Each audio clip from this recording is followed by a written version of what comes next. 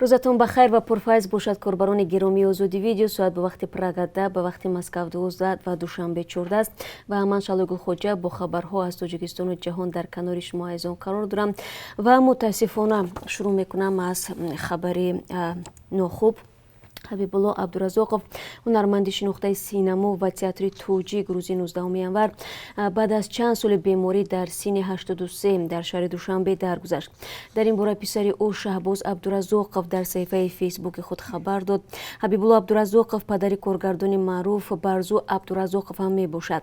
Абдуразоқов чанд соли ахир бемор буд ва рӯи пардаи синамову театр зоҳир намешуд. Вай 4 соли қабл дар як суҳбат бо радиозодӣ гуфта буд, ки вақти худро бештар дар хона бо мутолиаи китобу тамошои Душанбеи нав аз тирезаи айвони хонааш сипарӣ мекунад ва ёддоштаашро рӯи сафҳа меорад.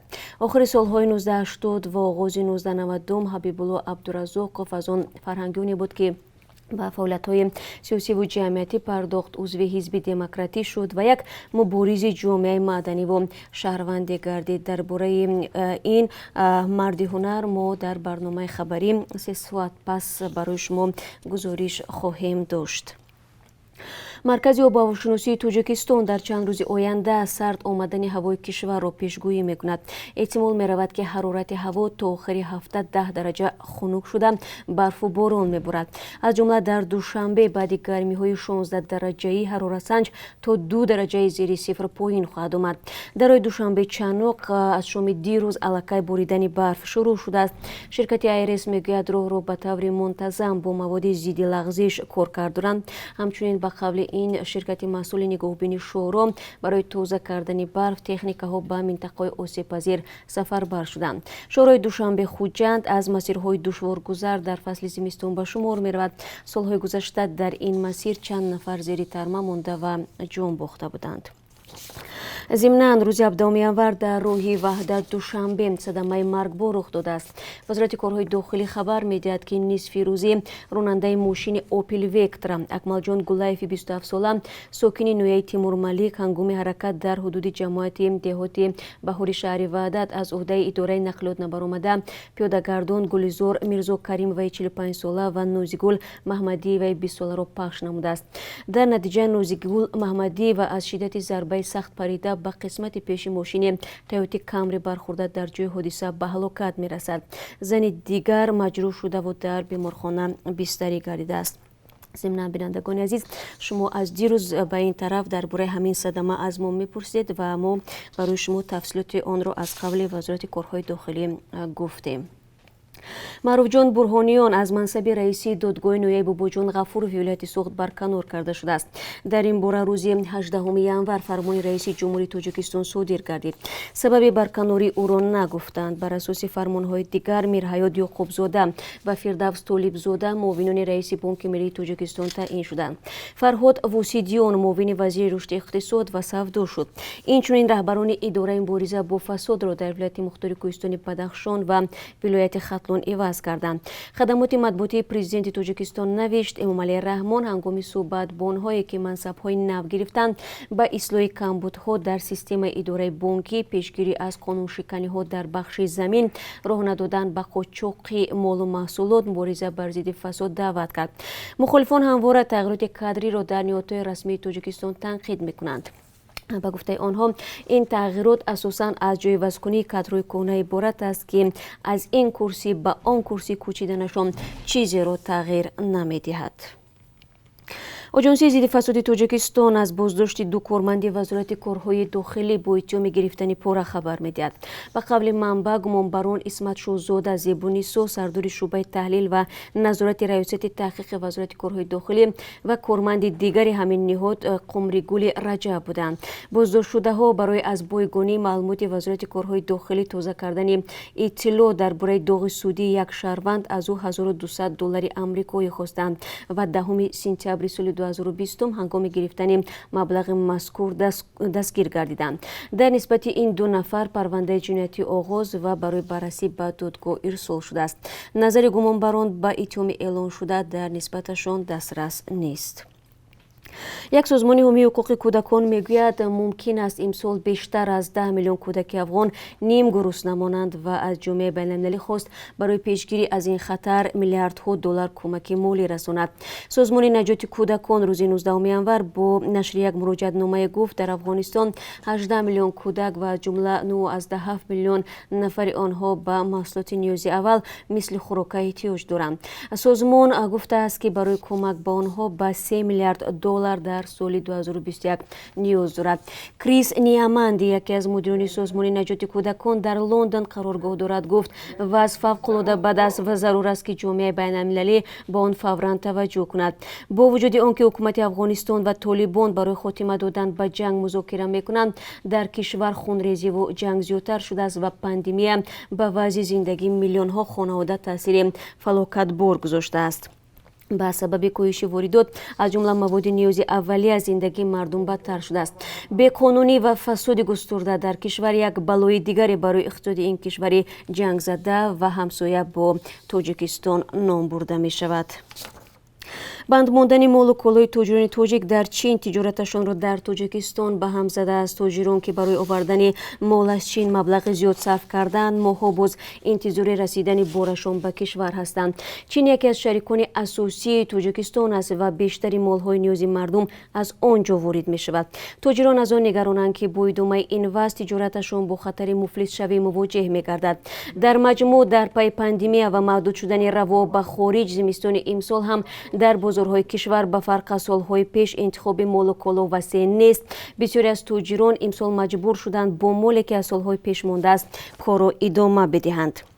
در گذرگاه مرزی قلمه قرسو در ولایت مختار کوهستانی بدخشان گفتند واردات مال از چین از تیر ماه سال گذشته منع شده، مرز بسته است و معلوم نیست کی باز می شود. در همین حال یک منبع رادیو زودی گفت جنوب چین وعده داده است که ماه مارس سرحد باز می شود، اما هنوز هیچ اطلاع رسمی در رابطه با باز شدن مرزها نشر نشده است. و باید گفت که تاجیکستان بجز از خوراکواری و محصولات نفتی بیشتری مالهای نیازی مردم را محض از چین وارد میکند. دو گرفتی این دو کشور در سال 2020 زیاده از 342 میلیون دلار را تشکیل داده است. مقامات گفتند این رقم نسبت به همین دوره سال پیش 96 میلیون دلار کمتر می باشد.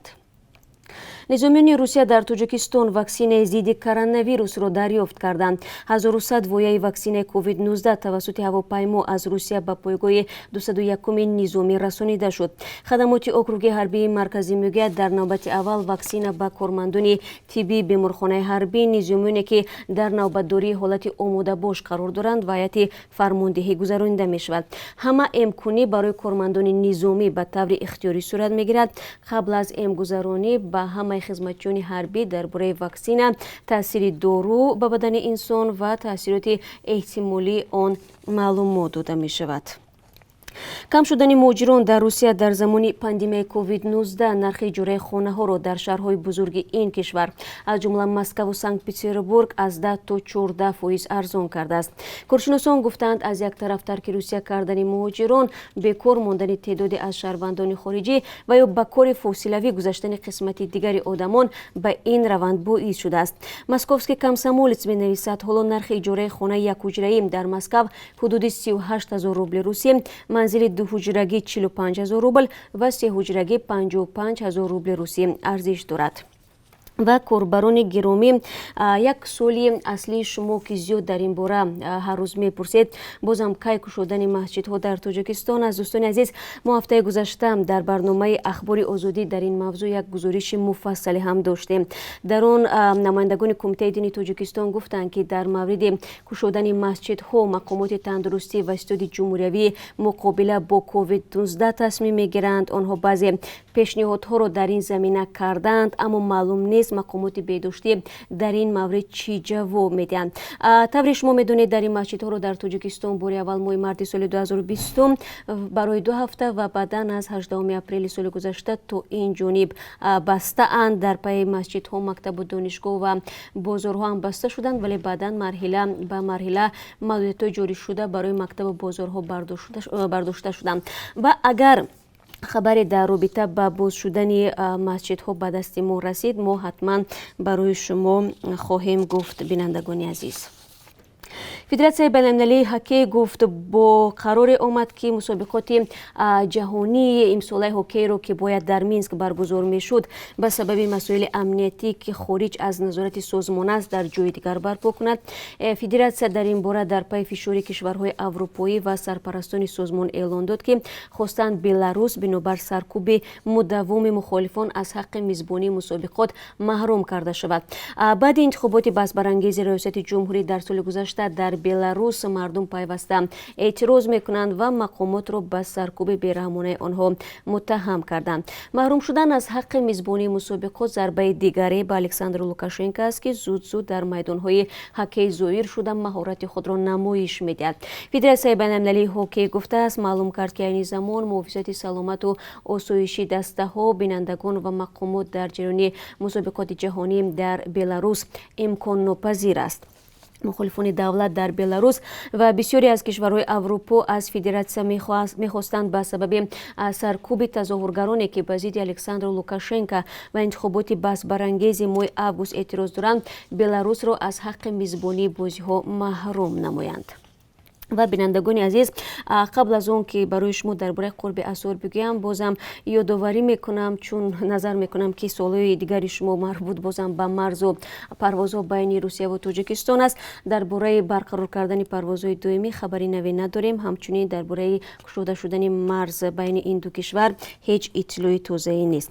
ва бинандагони азиз, тавре гуфтам ҳоло қурби асори хориҷиро барои шумо мегӯям. бонки миллӣ нархи $1 имрӯз 11 сомониву 30 дирам ва 1 евроро 13 сомониву 63 дирам муқаррар кардааст. имрӯз 19 январ 1000 рубли русӣ 151 сомониву 60 дирам таъин шудааст ки нисбати рӯзи гузашта андаке поинтар мебошад. ташаккур мегӯям барои ҳамроҳӣ ки то охири суҳбат хабарҳоро аз мо шунидед. албатта хабарҳои бештар аз инро дорем ки дар барнома 30 соат пас дар пахши мустақим пешниҳоди шумо азизон мешавад. сипос ки доим моро тамошо мекунед, худро эҳтиёт кунед ва то мулоқоти навбатӣ барори кор мехоҳам.